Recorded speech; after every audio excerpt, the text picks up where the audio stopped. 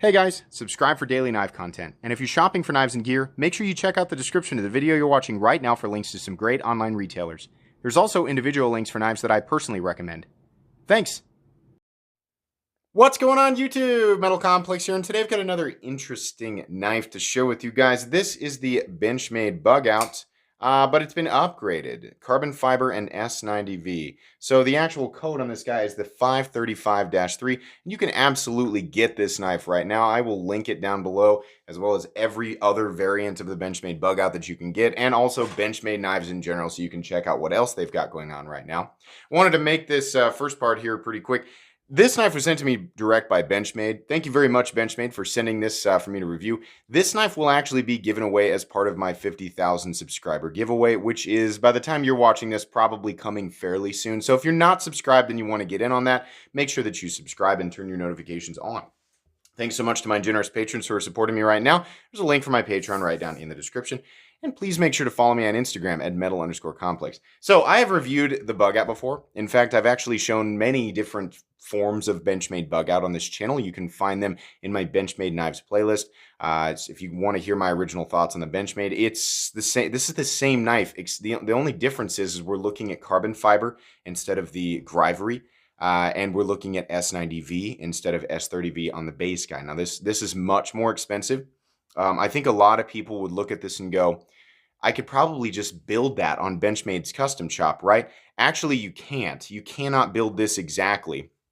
And anything that you try to build that's even close will undoubtedly cost at least the same, perhaps more, right? I mean, I guess that depends on your preferences for handle materials, right? But yeah, if you try to do a really, really nice steel and even G10, you're going to end up spending the same or more. So if you want to get carbon fiber and S90V specifically, this is the variant that you have to pick up. But that's fine, actually, because it looks nice. I think the combination of blue looks great. I'm going to talk about that here in, a little bit. This isn't going to be a review. If you don't know, the Benchmade Bugout, to me, this is essentially, these are my thoughts. It's a good knife. The ratios are incredible. I mean, it's definitely one of the most preferable EDC knives out there, and it will fit that role incredibly well for most people. This is lightweight. When it folds up, it's very compact, very thin. Blade stock is thin, and behind the edge, it is absolutely a laser beam. Straightforward, right? It's a recommendable knife, even in the base form. I think that the price is a little bit high, but I mean, that's a broken record there, right? US made, Benchmade prices seem to be a little bit higher than their competition, but people still go for them because specifically this design is so good. It's just a really, really good design. Me personally, I like a bigger, more robust knife. So I've tried to enjoy the Bugout in a lot of different ways. At one point, I built one in titanium, and I really liked that one, but at the end of the day, the Bugout design is just not my favorite design in the entire world, but I know a lot of people really, really like this thing. And the truth is despite it not being my favorite thing in the whole world, it is obviously still an incredibly recommendable knife. If you don't know, let's just do a couple of size comparisons here. How about we just do up against the Ontario Rat Model 1 and the Benchmade Mini Griptilian. I think those would be two pretty good size comparisons. So you can see there, it's kind of right in between. We'll go ahead and measure it here real quick. Overall length of the Bugout, just for anybody who's not super familiar with it. Coming in at 7 points. That's crazy. I always thought it was at least 7.5. It's actually 7.4 inches overall. Blade length is coming in a little shy of 3.25. Cutting edge is coming in at 3 inches on the dot. So not a big knife, but because of the handle profile, at least I can still get a full 4-finger grip on this guy, and I do feel pretty locked in and comfortable. The carbon fiber feels way better than the Grivery. Way better. I hate that Grivery stuff. It's plenty durable. It just feels unbelievably cheap on a knife that is really, really thin and lightweight. These have little cartridge liners in them, so there is a little bit of steel. Whoa, holy moly. Let's see if we can maybe turn down the flashlight that is kind of running out of battery, so it might be getting a little bit glitchy, but can we see in there? Yeah, you can see those little cartridge liners that are in there, so it's not full carbon fiber, but it is mostly carbon fiber. This just feels a lot better. Personally, I prefer titanium or aluminum over G10 or carbon fiber, but G10 or carbon fiber, they feel way, way better than the Grivery. Are they more? Is it more durable? I don't know. I mean, if it's more, it's probably trivial. Carbon fiber is plenty strong. It'll work just fine, even on a knife of these dimensions. This is not a hard use knife. You know, you're not going to take this thing out, pounding it into 2x4s and prying up nails and stuff. That's not what this is. This is a lightweight EDC knife, and this particular version is for people who want to, you know, a dressed up, maybe more, I guess, edge performance version of it. The fit and finish on this guy is absolutely wonderful, and I've said this so many times here recently. Benchmade is doing such a good job with fit and finish here lately. It's just, this thing came perfectly centered. It's nice and smooth. The lockup is absolute, right? No issues with that whatsoever. This guy's still breaking in, and it's generally the case with every bug out that I handle that, you know, you kind of mess with the axis lock over and over and over again, and it'll get smoother over time. I've had bug outs in the past that were a little bit grindy. This one didn't come grindy. It just feels like it's still breaking in, and that's fine. It actually works plenty well. In fact, it's to the point now where, yeah, I can totally snap it shut. So that's great. S90V, I think, complements the blade geometry perfectly. S90V is a steel that is stainless and has incredible edge retention. Very, very high. It's higher edge retention than M390 when when both steels are heat treated properly.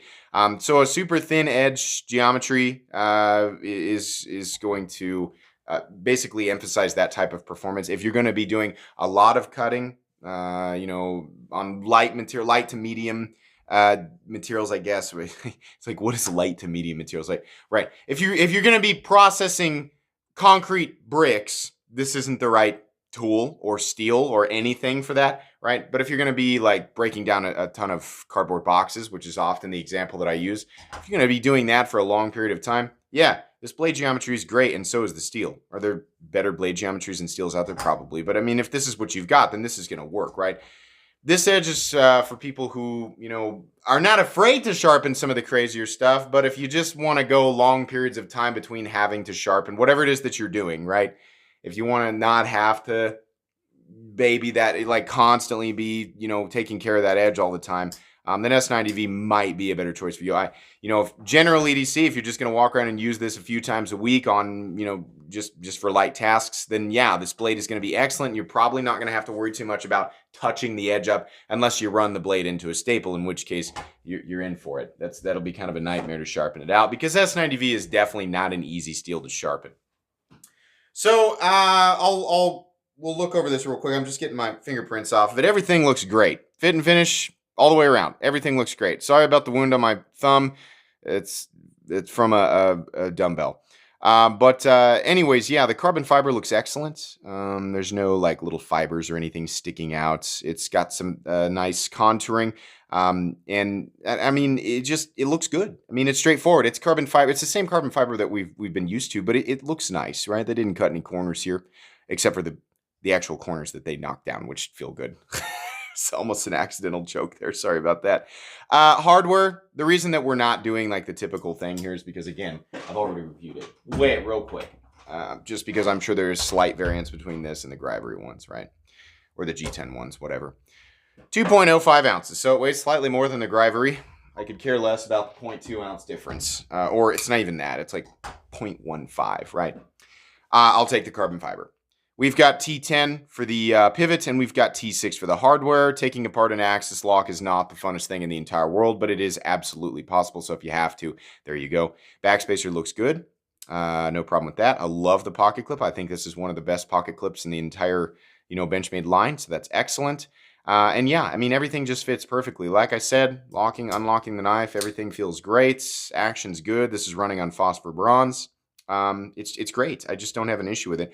The nice thing with the axis lock, of course, is that the knife is completely and totally ambidextrous, and there is a mounting position on the left side. So lefties can enjoy this. You'll have to enjoy it tip up, which is great. That's the way that I think knives should be, but that's a preference thing, right? What this comes down to is price. Benchmade knew exactly what they're doing here. They don't have carbon fiber in the custom shop, right? Yeah, if you want carbon fiber, you got to get this version. But a lot of people, you know, carbon fiber and S90V kind of seem to go hand in hand. We see that sometimes with special versions of Benchmades and Spydercos, right? S90V is kind of a specialty steel. This is obviously meant to be kind of a specialty Benchmade Bugout. Now, the price is definitely high, $255. What do I think of that price? I think that's high. I think it's a little bit overpriced. Looking at the Benchmade 940-1, which is very similar. It's carbon fiber and S90V, and it just takes a different form. That guy's still $275. That guy's way, way overpriced, right? This is $20 less than that. Honestly, I think this probably should have been around the $230 mark.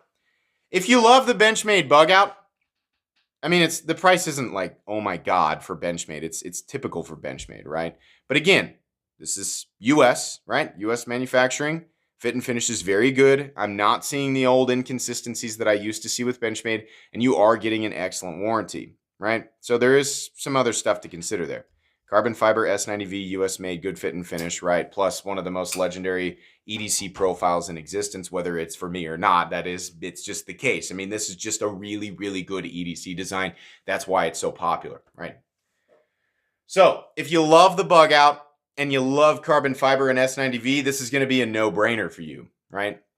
Do you need this one, right? Do you need to spend, because the standard Bugout is what, $130 or something like that? Do you need to spend $120 more to get S90V and carbon fiber? Of course not. No.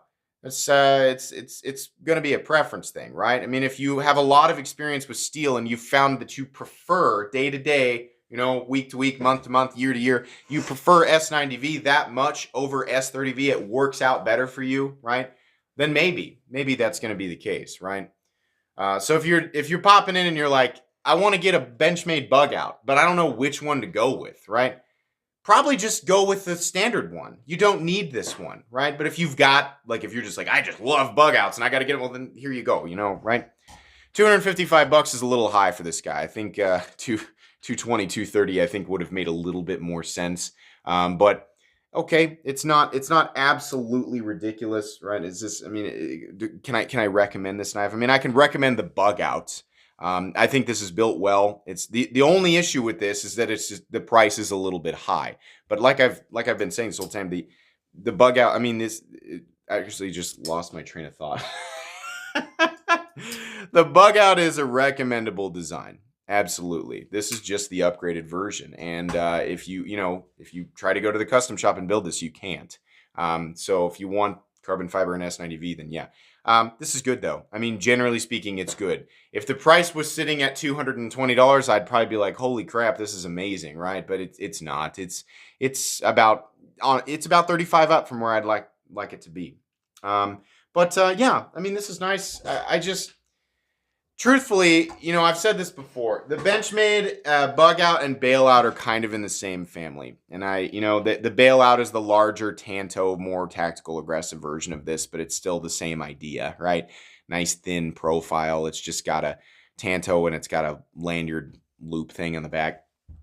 Between all the drivery and the G-timber, all that stuff, all the different versions of all those knives, Bugout and Bailout that are out there. My favorite one that came out was the aluminum Bailout. I liked the aluminum on it, and I liked that it was a little bit larger. But here in, I don't know, not too long, there's a raw aluminum version of the Bugout coming, and I just think it's probably because I have preferences that kind of lean towards titanium, and aluminum and titanium, especially the raw stuff, they feel pretty similar. They just feel a little bit more solid. Obviously, titanium's gonna be the stronger material, but I like that more solid feeling. That's where my preference lies. So, when it comes to all of this stuff, my favorite one is the aluminum Bailout. This is great. This is one of the best, one of the coolest Bugouts that they've ever done. But I'm definitely excited for the aluminum one to come out as well.